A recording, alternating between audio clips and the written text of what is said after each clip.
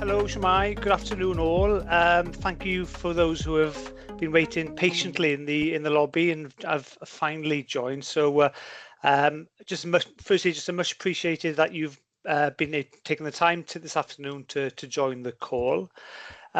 So, for those who are unfamiliar to e-sgol, my name is Stephen Williams. I do recognise some names. I can't see faces at the moment, but I can recognise some of the usernames and names on the call this afternoon. So welcome, but there are some names that I'm not quite familiar with. So yeah, my name is Stephen Williams, and I work with the e-sgol project. So e-sgol is a Welsh government funded project. One of the aims is to try to support post-16 learners to be able to access courses that may not be available within their schools via a hybrid learning model. We have been in existence since 2008? So we're actually 2018, sorry, in 2008, a long time ago.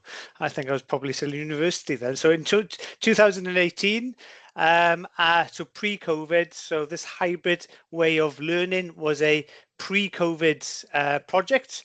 Obviously, since COVID, obviously it has super spread, and now many of the local authorities across Wales are aiming to look to deliver hybrid learning courses to try to support their learners to access courses that may be not available within their schools.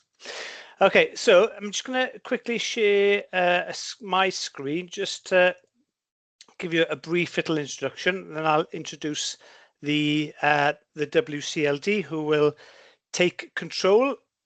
So as part of our support package to schools that are delivering a hybrid learning course, and to any schools that are looking to develop their hybrid learning approaches within their schools, we have set up a hybrid learning network where we can ask experts from within Wales, outside of Wales, to share what hybrid learning looks like for them, and to share practices that may be able to teachers may be able to magnify within their own practices. So what we do in supporting schools and secondary schools in the main is that we try to aid and support collaboration between a cluster or a network of schools, and utilising the teachers within those schools to deliver hybrid learning courses. And thus then providing a wider and more equitable choice of subjects for those learners. So we haven't got a bank of teachers that can deliver these courses. It's all about utilising the workforce, the teachers in your schools to deliver courses. And what our support then, our package of support towards the schools, is to provide strategic support and guidance to the schools and local authorities when it comes to planning and organising how these courses will look like. But also, and most importantly, is providing professional learning support to the teachers, looking at different strategies, different practices that can be utilised during the online and hybrid learning courses.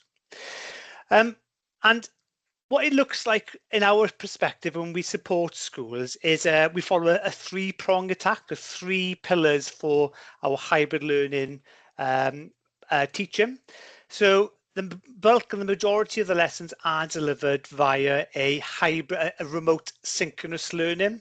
So looking at the use of Google Classroom and Microsoft Teams within the Hub platform to deliver the online courses and the hybrid courses. And those learning platforms then, they also act as your digital classroom, where all the resources, the communication happens within that team. Alongside then those online remote synchronous learning lessons, you have got your face-to-face sessions. Where possible, where schools and students are able to travel to the school that's delivering the course, face-to-face sessions are advocated, are encouraged.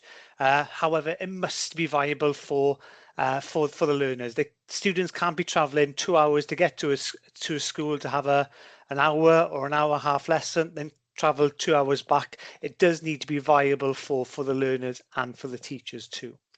And then alongside then the online and the face-to-face lessons, you've got your remote asynchronous learning, where teachers can provide flipped learning opportunities for the students to utilise and to use outside of those lessons that complement all the work that's done during the online and face-to-face lessons.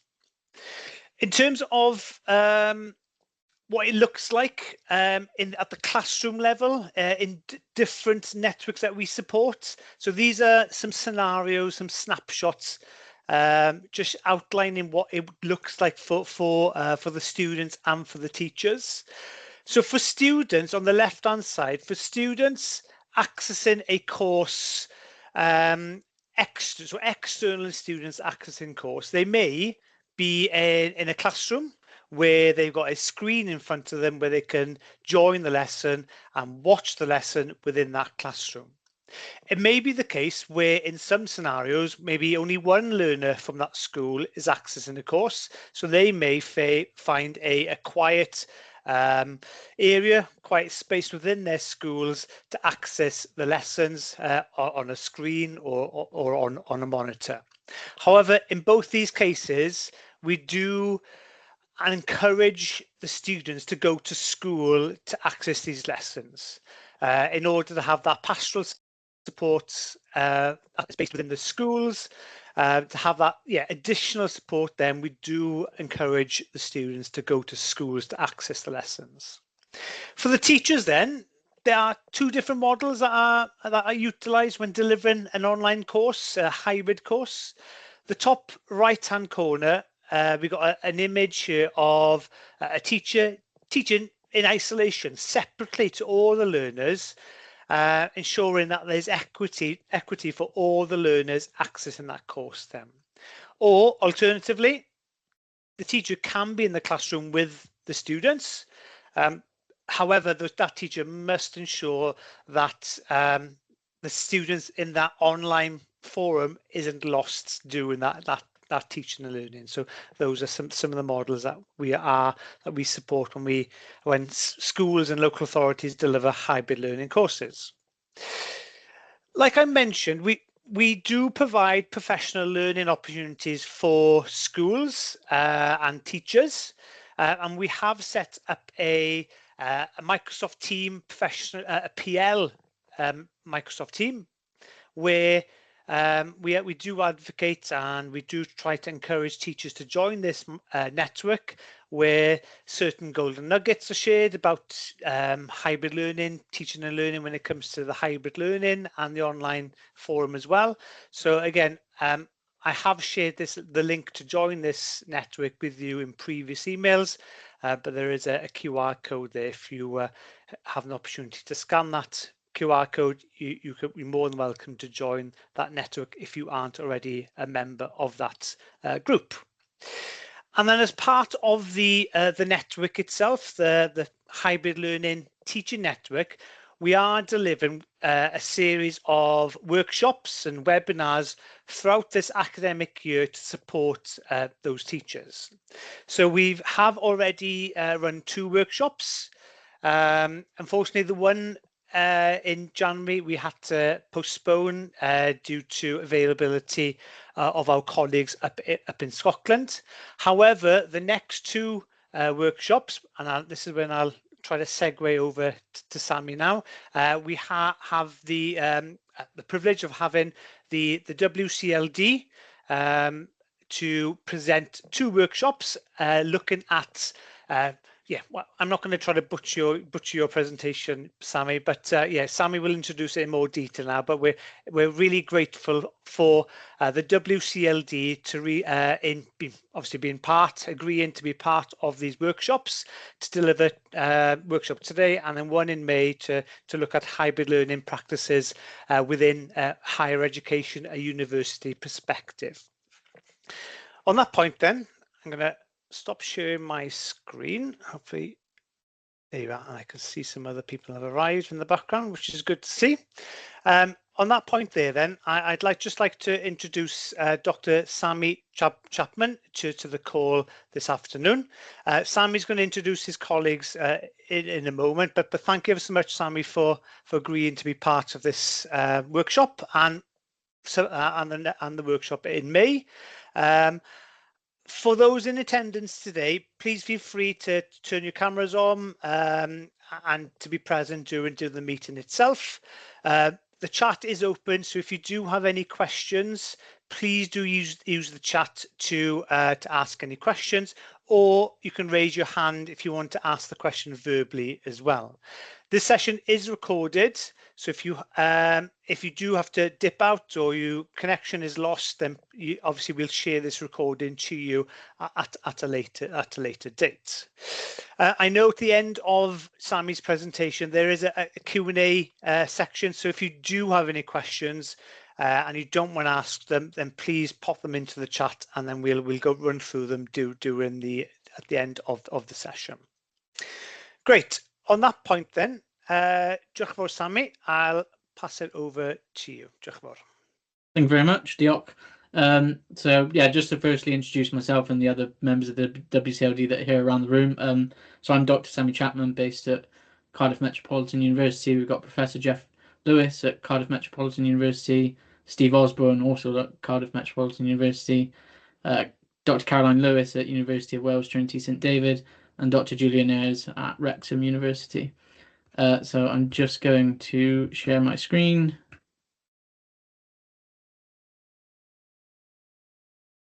Can you see that okay? Brilliant. So I'm just going to do a very short introduction into what the WCLD is, try not to take up too much time, and then I'll hand over to Steve Osborne and then Professor Jeff Lewis to provide some insight into hybrid learning approaches. So firstly, just a little overview of the WCLD. It is Welsh Government funded and examines learning design in synchronous and asynchronous teaching and learning. All 9 universities in Wales are represented on the project.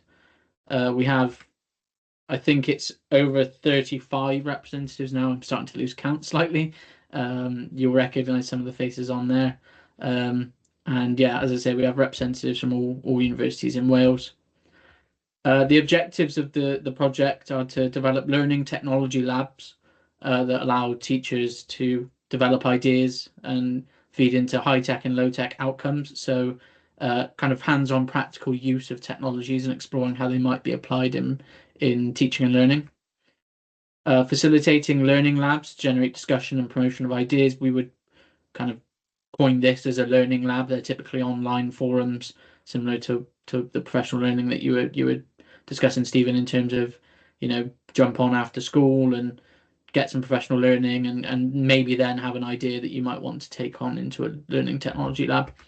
And then basically developing the network in terms of research assistants at each of the universities like myself, representatives at each of the universities. As I say, the group is always growing. And then also we have an international expert group that provides kind of insight and steering in terms of, you know, new technologies that might be on the horizon. Obviously, AI is a very good example of that, and making sure that, you know, practitioners in Wales are being given insights and professional learning that is informed by international research and insight. So this is our international expert group, international expert panel. As you can see, I won't read off all the names, but we have people from all across the world. Sean O'Grada from the University of Galway is very interesting from a Welsh perspective in terms of he delivers teacher training through the medium of Irish. So it's nice for us in terms of that bilingual aspect and being aware of the challenges that come with that. And then another example is Dr. William Rankin, or Bill Rankin as he likes to be called.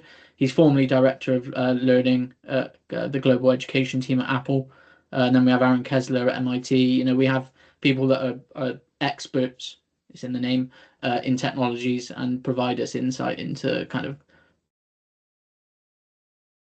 global trends and research across all technologies in teaching and learning. Learning technology labs, as I said, it's basically an opportunity for people to play with technologies. They're encouraged to take risks, explore ideas, co-construct potential solutions. And I always kind of start the hands-on practical sessions with technologies with teachers by saying, you know, see if you can break it, because if you can break it, then you can figure out how to fix it, and, you know, hopefully you won't break it again. And you know, you learn by doing, and by doing wrong most of the time. If you do something right, you haven't really learned anything. And then generally the aim is to demonstrate what's possible and just basically to encourage practitioners to have a go, see if they can incorporate it, see if they can develop an innovative pedagogical practice with the technology in their teaching and learning to not only benefit their teaching, but also then benefit their learners in the classroom. So I'm going to hand over to, I believe I'm going to hand over to Steve Osborne to give a little bit of insight into hybrid learning terminologies. Thanks, Sammy. You'll have to push it on for me, okay? I haven't got control. Around our colleagues, yeah, my name is Stephen Osborne. I'm a principal lecturer at Cardiff Metropolitan University. My specialism areas are in looking at professional lifelong learning development. So I use hybrid technologies with very different types of learners to some of our traditional students. But we thought we'd start this session just by reframing and looking at some of the definitions, just refreshing ourselves on the definitions before handing over to my colleague, Professor Jeff Lewis, to talk about some of the practicalities of this way of working. I'm not going to dwell on the face-to-face learning, colleagues, you're experts in your field, but I do want to start addressing some of this other language, and Stephen eloquently used hybrid learning, synchronous and asynchronous definitions to kick off the session, and we could really get down into the weeds. As you can imagine, the literature and the research in these spaces is vast. It's growing and accelerating in lots of different ways. I think what we need to focus on, though, is maybe where we're converging around some of the ongoing discussions and the contested definitions. We are coming to some sort of consensus in the academic world, as you can imagine. We have lots of opinion, but we are now getting down to some of the useful applications and practical focus of some of this technologies and some of this way of working. So I wanted to start with just providing some of the fundamentals that we're starting to see emerging now in the literature, and where we're starting to get additional research and some really exciting research starting to come out of that, which I think we'll start articulating in the next session. So if you'd like to move on, please, Sam.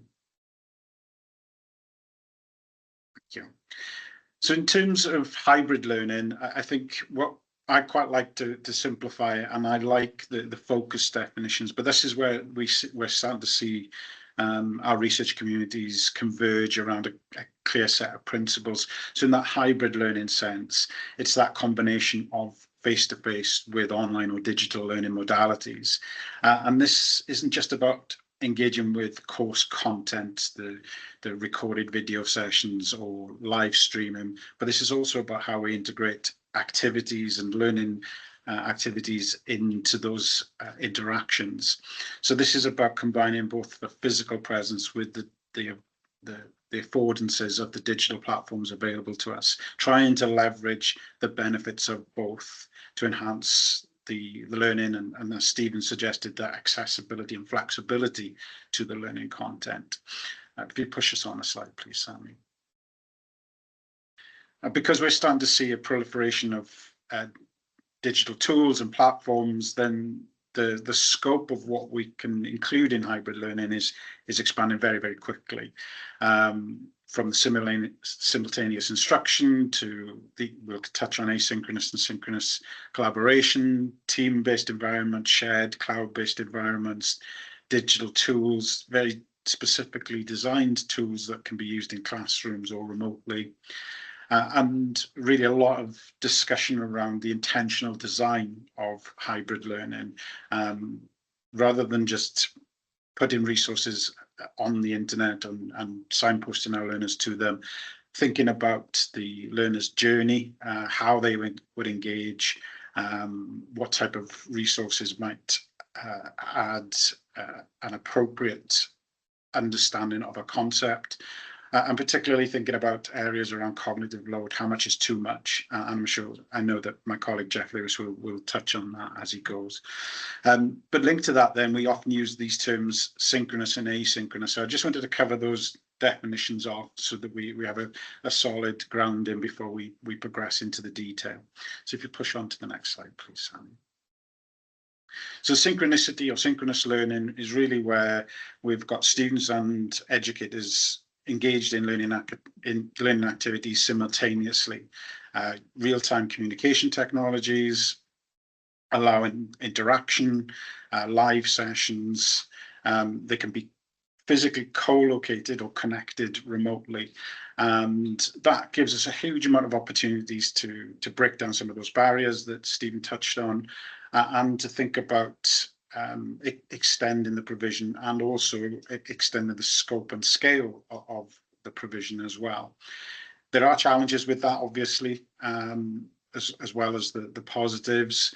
We have to think about cognitive overload, split attention both for the learners and for the instructors, as we're trying to manage the technologies alongside the educational experience. So I think with synchronous learning, if we can move on a slide, please, Sammy. We have lots of opportunities, and I'm sure lots of you are using these technologies, from personal tutoring through Microsoft Teams or Zoom or those sorts of platforms, to the video conferencing lecture, to the Microsoft whiteboards and the variations that we're seeing in that sort of interactive task and activity space. That synchronicity brings a degree of pressures, as I said, for both the instructor or the educator as well as the learner. So to managing and understanding the design of these experiences is something that we're starting to see a lot of research starting to build in those areas, particularly around both the instructors and the learners' cognitive load in dealing with the volume of information and the technical aspects of managing that live interface. And then secondly, if you push on a slide, please, Sammy. Asynchronous learning is where we take that simultaneous experience and we remove it. So we're engaging with course materials, tasks and interactions at different times and locations, so it's not live. Now, that temporal flexibility really allows learners to access and interact with content in lots of different ways. Certainly for the learners I work with, professional adult learners, convenience, time of day, being able to manage that through a self-paced, self-regulated way rather than in real time, really helpful to engage learners in environments and reduces some of the barriers that we're starting to see. So whether that's travel, location, as Steve mentioned, to timing of day, through to managing competing priorities, the asynchronous environment gives us that opportunity to, again, intentionally design the learning environment, the learning tasks, so that our learners can interact and use the materials or the activities in a way that's suitable for them. This requires a lot of intentional design, and I think what we're starting to see is some fantastic models and research thinking about that learner journey, that use of the activities and the learning environments in a very deliberate way, so that, again, we're not overloading them, but we are helping them travel through the learning journey, and it's effective. The role of the educator changes in an asynchronous environment. We're maybe monitoring the progression of our learners. We're building in checkpoints to understand whether they've accessed it, whether they're progressing through the learning at an appropriate point. And we might build in informative tasks to test whether they're engaging with the learning or not. But that it does break down a lot of barriers. It does allow us to think about how we're constructing our learning in different ways. But that deliberate design is quite critical. And I think it's at this point I'm going to hand over to Professor Jeff Lewis, who will give you a lot of detail on some of the practicalities of that deliberate design. Great, thanks, Steve. Yeah, Sammy, you are going to do the clicking on, I'm afraid. I'm not as clever as I thought it was going to be. So, thank you. Well, prynawn da pawb, and diolch am ddod yn gwrando a ni. Thanks for coming and listening to us all. It sounds like you've been doing a lot of stuff already, and interesting to hear Stephen at the very beginning say you've been doing this since 2008, which then was a slip up, and it was 2018. So I can trump you there, Stephen, because I started in 2007 doing online delivery. That is me in that photo there, I'm afraid. When I was much younger, I think that might have even been pre-children. I think it was. So I'm looking very young, and this was my first dip as a project into how we could deliver to remote students from the program I was teaching on. We had a lot of dropout with part-time students, and they were scattered across the UK. We were one of the few providers, so going online seemed to make sense at that time. This platform we were using here was called Adobe Connect, and if you've ever used it, I would say stick with it because it knocks Teams into the next park. Honestly, does. It's amazing. Having said that, Teams has picked up a little bit, but this is a superb platform as it goes through. So I've been dabbling in and using online learning, accessing remote learners. We didn't call it hybrid. We didn't have synchronous and asynchronous within our sort of pedagogic design at that time. But we did find it extremely useful. Our recruitment went through the roof because people didn't have to travel to Cardiff anymore. We called it reduced attendance learning model because the university didn't know where to put us because we weren't part-time. We weren't distance. So it was a bit of both. So we fell between two stools there. So we called it a reduced attendance model, which my colleague always called a reduced learning model when he slipped up, but it wasn't that at all. Next slide, please, Sammy. And if you think, that was new, it's not. Anybody that's studied by the Open University, is this what they did? We're doing what they did many, many, many years ago, back in the 70s. We're just using different tech to do it. So instead of staying up till 1 o'clock in the morning to tune into a channel and watch a program that was broadcast once that you couldn't record because there were no VCRs or anything in that time, you then worked your way through remotely. So it's not that new. Next slide, Sammy, please. And we had people doing multiple things at the same time. Now, this is probably a very familiar image to those of you that have studied online. You've got your computer running, in this case, it's the TV. You're also looking after your children, you're cooking tea, and you're trying to carry out some kind of incredibly demanding chemistry experiment by the looks of that for a home kitchen table. Yeah, so we're not into something new here. This has been around a while. We're just doing it in a different way. And I'd like to say we're doing it in a more thoughtful way, a more designed way. Next one, please, Sammy. Okay, so the first thing I'd like to say is that hopefully, and listening to Stephen and what you were sharing earlier on, Stephen, you're not new to this. You've been doing this for a while, so this is not rocket science as such. I'm going to give you some kind of just tidbits of what I've been doing since 2007, things I know work, things I think don't work very well. When the pandemic hit, I was called into an office and said, you're our only distance learning remote provider. How do we get 600 university courses online by September? At which I fell about laughing. But we did. We did manage to do it somehow. I think I would also say we did it with different elements of success. I think I'd say there were some that really took to it like a duck to water, and there were others that sort of struggled, and there were others that didn't engage as much as we would have liked. So this is not, what we're going to talk about here is not the reaction to the pandemic. That was one thing. What I'm going to talk about now is something else. And the first thing, of course, is it's all about the design. It's all about the teaching. This is not about what tech is available. Tech can make things easier.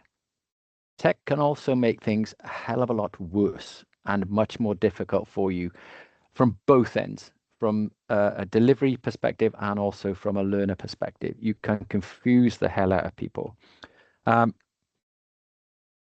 It's built around a good quality online is built around engaging the students. If we do what is happening now, where we talk to you, it is dull. Unless the topic area is incredibly interesting, which I hope we're going to make it by my fluctuating voice, it can be incredibly dull. And we've all sat in meetings where you've done your emails, you've answered stuff from home, you've booked the car into the garage whilst the meeting was going on because it wasn't engaging. That's what we need to do. You need to make sure that the students enjoy and want to turn up to these sessions. Now, in schools, obviously, they have to turn up. Whether they do or not would be an interesting one for you to talk about. That's not what I'm here for. But you do need to make sure that they are involved. And some of that means that there is a change in activity almost every 3 minutes. So something has to happen every 3 minutes that's different and makes them engage with something on the screen. It It can be a contribution, it can be a chat, it can be a change in direction. It can be a topic change from the deliverer, something as simple as that. There are models of hybrid delivery out there. I'm sure you've seen them, and you know, they're all different kinds of tools you can use, platforms you can use, how much talking you do, how much student activity you do, where you do that. It doesn't really matter as long as there is engagement from the students with what's going on on the screen. What you're trying to do is to get them to engage with the learner, with the tutor, engage with each other, and then to hopefully improve and continue their learning. Now, you will have a digital platform, a VLE, I think, or an LMS, whatever you're calling it, a virtual learning platform. That and the design of that in itself is critical to how you engage the students, because that's where you're going to engage them off screen. So this is the things you perhaps need them to do before they turn up, after they've turned up, and before they come back, or perhaps something that's ongoing throughout the whole topic area, perhaps through the whole term. Organizing that VLE is critical to success and engagement of success with the materials from the student perspective. So you really need to get that VLE organized so everyone knows where they are when they go to it. Otherwise, you lose people. Next slide, please, get Sammy. Okay. When we've got them in front of us, we need to teach them what we want them to learn. We shouldn't be going off on one. We shouldn't be rambling, which is very easy to do when you're in front of a screen with 26 black boxes in front of you. It's very easy to lose your thread. You need to know exactly what you're going to talk about. And to do that and make it more simple from a teacher's perspective, you need to do that chunking of learning. Things need to be very small, very focused, to help you as a teacher, not just the learner, because they will switch off as well. I always tell people that whatever we're doing, it should never be longer than 18 minutes. That's the TEDx rule. No TED lecture is longer than 18 minutes because that's how long your brain can process things, and then it starts to lose. So when you get into the 19th minutes, you lost the first minute, you've lost them already. So anything we do has got to be less than 18 minutes. And I would say on the basis of that 3-minute rule, you've got 4 to 6 activities and then you've lost people. So you need to keep them engaged all the way through. And doing it in small little units is one way of doing it. That. We need to tell them, tell them what you're going to tell them, then tell them what you told them. I know that's an old teaching adage when I was doing my teacher certificate. It's still valid now. Tell them what we're going to do, then actually do it, and then remind them what they did. And if that's part of your 18 minutes, perfect. Doesn't matter. Activities and assessments, whether you do those face-to-face, it's a good way to do that, to ask people directly questions. So I'd say, okay, Steve, what do you think? And then I'm waiting for Steve's response. I have often been caught short there when you ask, okay, yeah, Sammy, nothing. Sammy, you still there? Nothing. And now what do you do there? Now, in a school setting, that might be, okay, it gets recorded. There was no contribution from that person during this lesson. At the very start of this journey, I used to kick them out. I say, okay, they get kicked out because I wouldn't want them in there if they weren't contributing. They soon learned that if they didn't contribute, they would get kicked out of the lesson.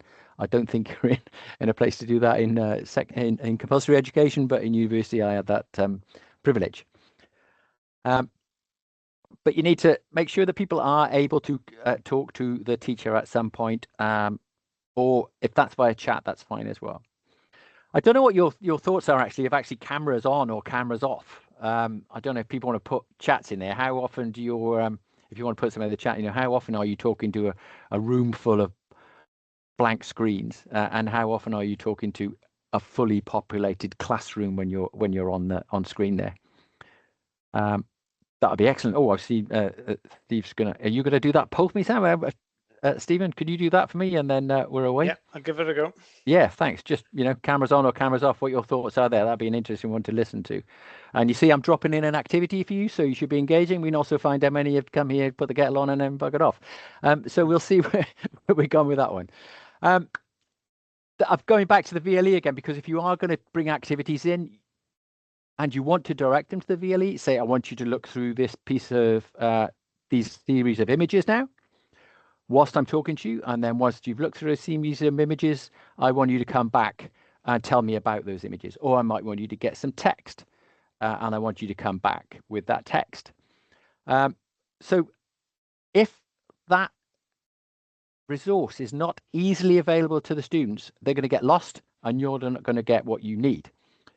So it's a very interesting one when we talk about the VLE area, that you need to know where that material is as a teacher. But more importantly, the students need to go in and go click, and there it is.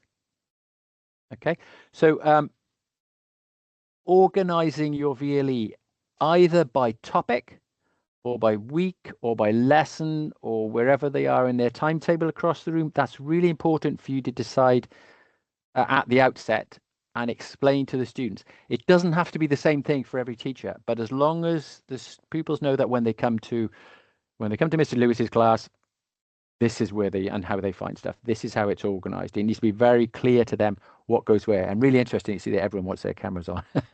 And brilliant, fabulous.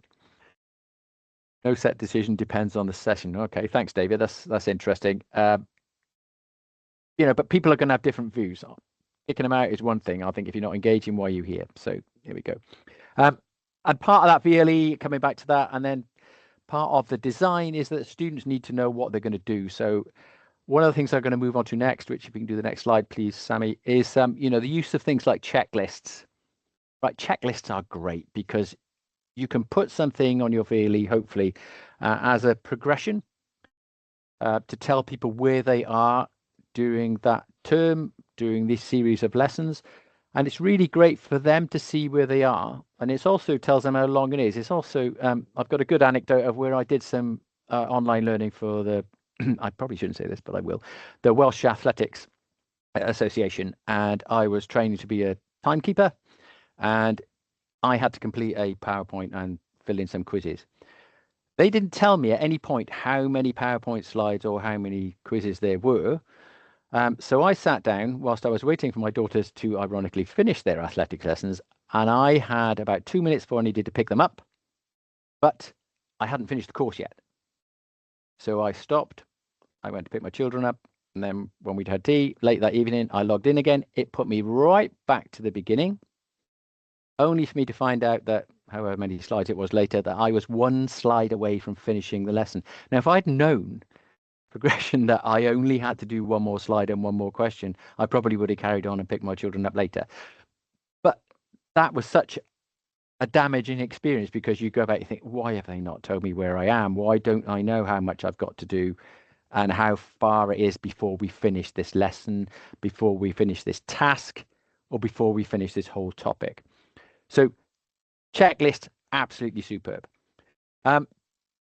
Any resources you put into that VLE need to be short as possible. They need to be short and succinct. We are in this Insta, Snapchat generation now. My kids, if it's not 3 clicks or less than 30 seconds, they're gone. So we need to catch them. We need to catch them quick, and you need to maintain that interest with them. Which you think, oh, great, yeah, we can do that. I'm teaching quantum mechanics, and it's, yeah, I'm going to make it fun and interesting. Okay, good luck with that. Maybe Brian Cox will have more success than I would, but you need to keep it short and interesting. Videos, certainly no longer than 3 minutes. I would say keep it as short as possible. That helps you actually, because then if you do want to change what you're doing, you've only got to edit less than 3-minute video, not an 18-minute video. So it does actually help you with your resources. But put other things into, put quizzes, mix it up, put discussion boards. I saw you, was it you or Steve that talked about use of discussion boards? Discussion boards are great when you've got a critical mass. If it's 4 people, it doesn't always work because you've got 4 people in the discussion room. There's not enough people to actually move that forward. And assume the task you've given them will take probably 2 or 4 times longer than you think it should. Always give them double the time at least than you think it should take. Read this, it's going to take you 8 minutes. Right, give them 20. Because that is a real sort of issue with some things. Flipped learning. hopefully you've all heard of that. So that's basically what we used to call pre-work. So we're going to give you all these things to do. You do it, and then we come in. And the point is that when you do come in, we can focus on the things that you were stuck on, things that you were confused about, things that you didn't have time to control, and we call them muddy points. So your learning is much more focused when you're with the tutor than when you're left on your own. Okay, next one, Sammy. Okay, access. This is huge. Digital poverty is a term I hate. It's down there. I hate it because it throws all sorts of stigma at people, and I think that's wrong. And particularly when you look at what children are doing now, you know, they're on multi-platforms. You know, if you're in a classroom teaching, or even here perhaps, if you're not WhatsApping each other, what the hell is he talking about? Or you're emailing each other, or you're Teamsing each other on another channel, going, oh my God, he's gone off on one, look out. You're multitasking there, using multiple platforms to get a communication across. And when you think how many of these children, pupils, students, learners, users, delegates, whatever they are, they might be gamers. And if they're gamers, they're going to be on Discord, they're going to be using voice channels, they may even be just calling each other whilst they're on the game. So don't assume digital poverty as a negative. There are those that are going to be absolutely au fait with this and would knock us out of the park with using tools and delivering. So not such a great one. Other aspects, of course, language differences. So particularly in schools, maybe we're looking at Welsh language. Is everything available bilingually? Can the tutor speak or converse at least to some extent in Welsh and welcome students to the class? Do we need to have special needs, or are there any access disabilities that we need to be aware of? A lot of that should be covered off by our sort of digital accessibility strategies that you'd have. But are they, you know, we need to check that they are there and they do work. And the camera's on and off thing here, we had a good response to that one already.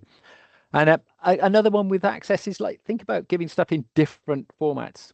So, okay, read this. Okay, make sure it's speech enabled so that they can hear it. Put it on so it's in a text video. If it's also available on Instagram or something, or on some what's the other one? I can't remember what it's called. It's not Snapchat. There's another one. Another platform. Put links TikTok. to that. So TikTok, that's the one. Thank you, Stephen. If there's stuff on TikTok, there's that famous chemistry teacher, isn't there, that's on there. So go, you know, send those links out to there. They may get the information across better or more interesting than I can. Good. Let's use them. They're going to make my job easier ultimately. So really, really, really important to do that as well and consider that. And again, checklist at the end of each week or at the end of each lesson. Make sure everybody knows where they are and make sure they know what's coming up in the next one. Okay, next slide, Sammy. I think this is the last one. Yeah. Keeping them connected and supported, you know, we just need to keep having those touch points with people, individuals, groups, to make sure that, you know, even getting those to lead sessions, that's also a good one. Say, okay, we're going to put Steve in charge of the chat this week. So when you're doing chat, Steve is monitoring the chat. Steve is going to look after any polls that I create. So you're making them responsible for part of the learning of the other people, and that gets a really good integration of the classes and the pupils with one another. I've already covered maintain that presence. You just have to keep talking to people. You just have to make sure that, you know, if cameras aren't on, that they're engaging in the chat, or that they're engaging with you in another way that they may find preferable. Okay, we can do that. It's not an issue. Again, your VLE is critical. You just need to know that that's got what they need. They're getting information two ways. It's not just us talking at them. When they do something, boom, they get feedback as fast as we can do it, and not necessarily as full, because, you know, feedback is a good one about how much they engage with that or not. But just make there at least there's some pointers in there saying, thank you for submitting this. It's really great. Boom, that's it. That keeps people interested. You're doing AI in a couple of weeks, but you can devise short courses really simply now in Copilot and things, and it will give you automatic feedback on whether they got it right or not. We don't have to go through the whole MBQ thing anymore. MCQ, it'll just do it for you. So it's really simple and something to engage the students. But if you're going to do those kind of things, tell them how many goes they get. You get 3 attempts at this, or you can keep doing this until you get it right. Or there's a one hit and that's it. So they're aware what's happening. And again, use the students to check each other's work, get them to do stuff together.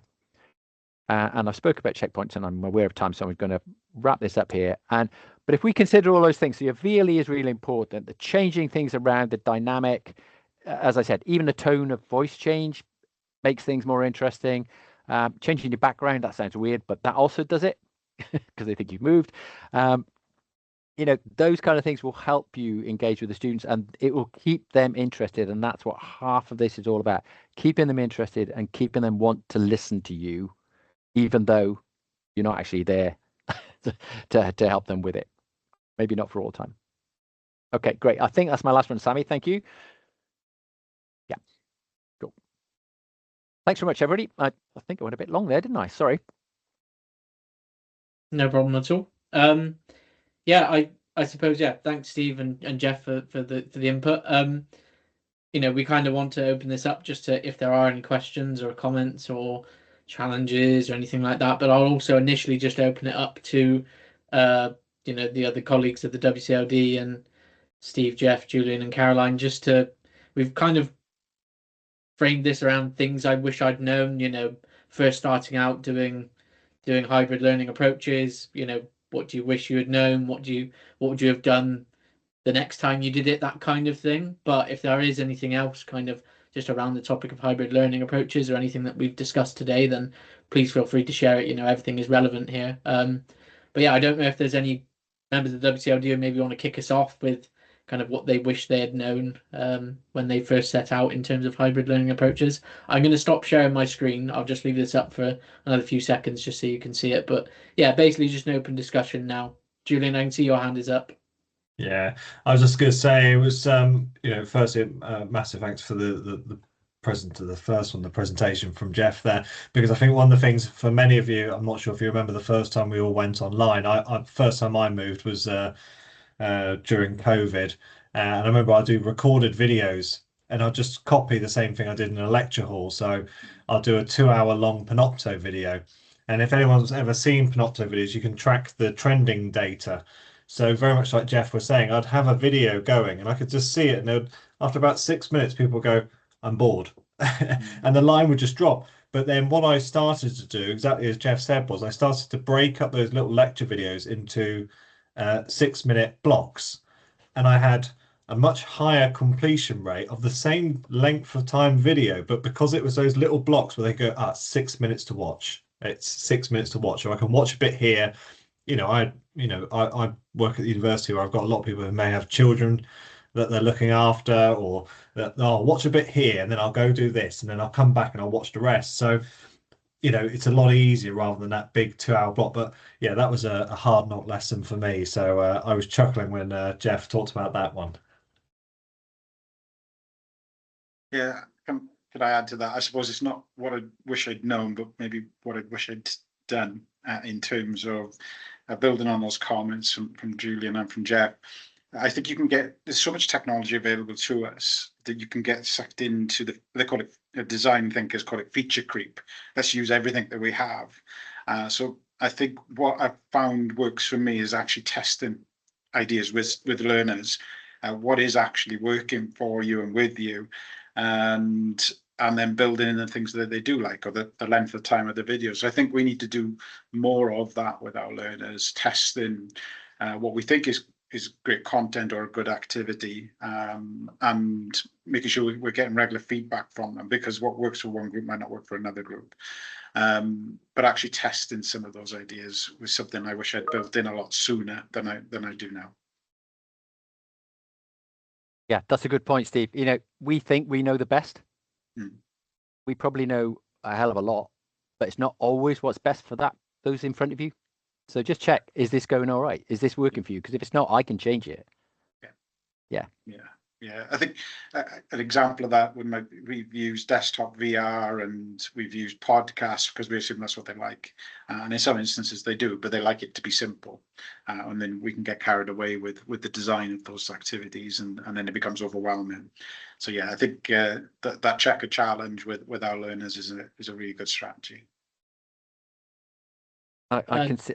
I was Sorry, I was going to say I was just going to reference what's in the chat. I don't know if you're going to as well. Yeah, that's exactly what I was going to talk. Go on, Sammy, you go, because they've listened Oh to no, you I for was ages. just going to raise it and see Yeah. if anyone had any thoughts on It's it. a good one with peer review. It's a brilliant. That's almost what we're saying now. Check that they are happy with what you're doing, and actually check that they're happy with what each other are doing, or what they're learning.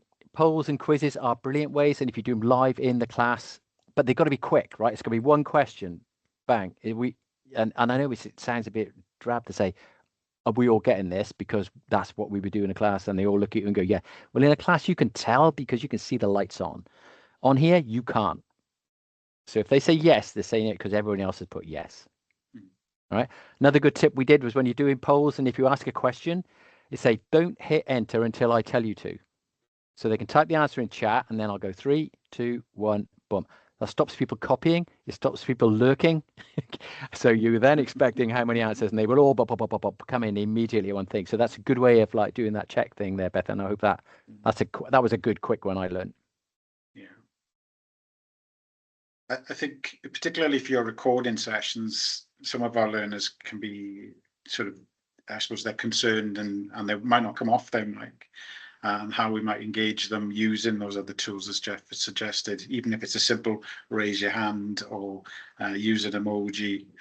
It's just a way of quick fire voting and polling without actually putting a structured poll in front of them, but it engages them and you can see who's there and listening. See Stephen's got his hand up.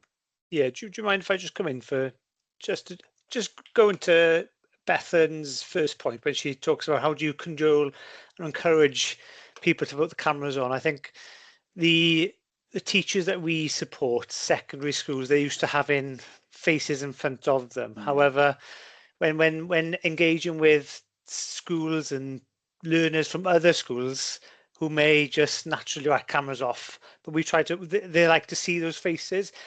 Are there any ways that you would maybe, any tactics, strategies that would encourage learners to put their cameras on without it being you must put it on? It depends what you're doing. So, sorry, Julie, I'll just quick. Depends what they're doing. If they're in groups, get them all on one group, on one camera. Yeah. So maybe have them as 3 or 4 together. But you can only do that if you know they're in a particular section. So, and I'll let Julian come in there now. Yeah, I think the key thing with whether people put their cameras on is just building that, firstly, that initial rapport with them. If you've got a really positive rapport with a group and it's a relaxed thing, and it moves away then from being a classroom, and they're not kind of going to get kind of isolated or identified. So, that's the number one priority, regardless of anything, even from a pedagogical perspective. It's just kind of looking at build that rapport, build that community sort of idea. Because very often what you find is when they go to a breakout room, they'll turn their cameras on. So it's, if you can get that. Now, the difficulty always is, for Jeff, who's teaching primarily, 100% online, I've got the luxury of I've got them in the classroom with me, and then I have them online. So we mix and match 50-50. But that's the key thing. Yeah, and you'll always find it easier with a smaller group for them to have their cameras on than a larger group. It's that ability to kind of hide away, isn't it, as such? Well, that's my excuse, really. But yeah, just start with building that rapport, icebreakers, little activities, little discussions. Does your first lesson have to be straight into that theoretical element? So make it a fun process. Start building the characters from it. Yeah, I think Jeff's point as well, Stephen, is really important. I suppose it's those, we often talk about literacies. We don't talk about teams literacies. Do they know how to blur a background and put their mics on and off? And we assume that they know how to do those sorts of things, but are we building those capabilities in with our learners so they feel confident? I think that the backgrounds and blurring the backgrounds just gives a little confidence, I think, sometimes, particularly if they don't want people to see into their bedrooms or their locations. I think that is a really sensitive suggestion, but it maybe comes back to, do they know the functionalities of the platforms that they're using? And sometimes we sort of skip that bit and rush ahead with the learning content. Yeah, another good way of getting involved with videos that I found with groups of 18, where I would regularly get 16 on and 2 just wouldn't, was virtual cafes. So after the lesson finished, I would say, okay, I'm going to leave this open, and you've got 5 minutes to talk yourselves. And I said, I'm going. I'm not going to be in there. It's not recorded. It's just you chatting about all that nonsense I just spoke about 5 minutes earlier. And gosh, as soon as I left, I would peek in. You know, I'd drop in as an anonymous user, peek, they'd all have their cameras on. So it was obviously me. I think what we try to advocate and try to promote when we're supporting schools is that power of connection, connecting, because the teachers that we utilize, they have that connection with their learners that they've been teaching since year 7. So when they have some teachers, some students that maybe that they're not aware of or familiar with, it's like day one, they've got to try to build some kind of profile about that student, and vice versa for the learners joining in then. So it's all about finding ways of really trying to build relationships and trust and rapport with those learners, and it does take time. It does take time. That's but eventually you do break through those those thick skins. And when you think you cracked it, Stephen, the other group will come and they're totally different. Yeah, absolutely. So your answer is not an answer. It's just you know, tweaking to a situation.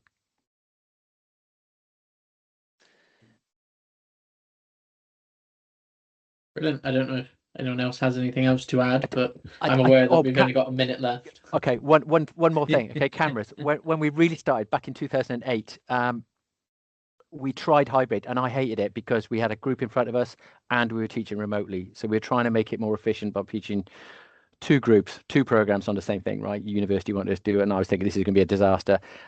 I won't give you it was a disaster. There we go. But what happened is you focus on one or the other.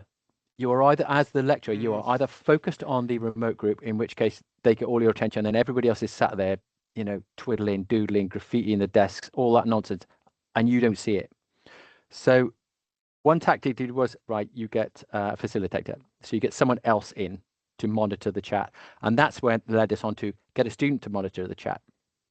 Get them, make someone in that remote group responsible for running that chat. That worked brilliantly, because then you've got someone saying, oh, hang on, there's 5 questions here, which you hadn't spotted because you were talking to the physical group in front of you.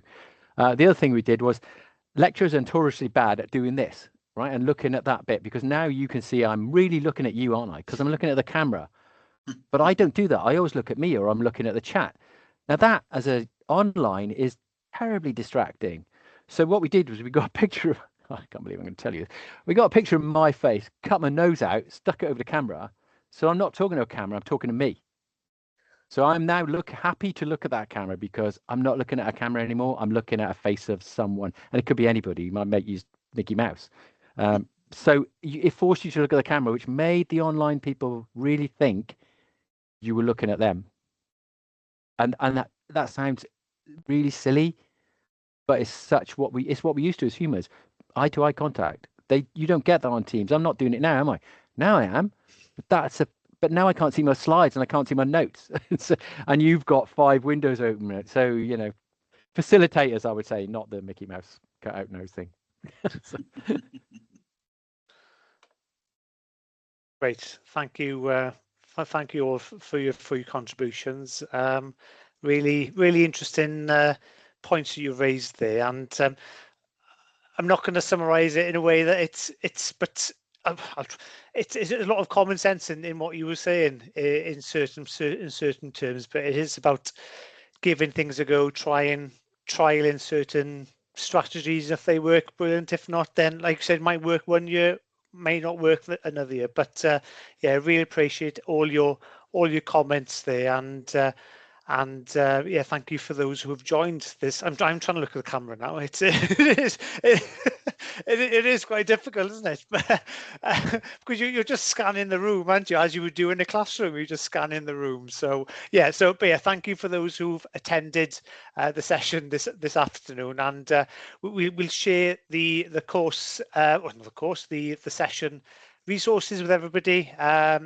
And yeah, we've got a second session with the WCLD on the Tuesday, the 12th of May, looking at more specific case studies per se. So we're really looking forward to that. But yeah, but thank you for your time, and well, I'm in Cardigan now, and it's nice. The sun isn't out, but it's bright. So please enjoy the brightness and the dryness wherever you are, if it's dry with you, anyways. But thank you ever so much, and have a lovely evening. Lovely. Thanks for having us. Nice to meet you. Diolch yn fawr i chi. Hwyl nawr, ta-ra.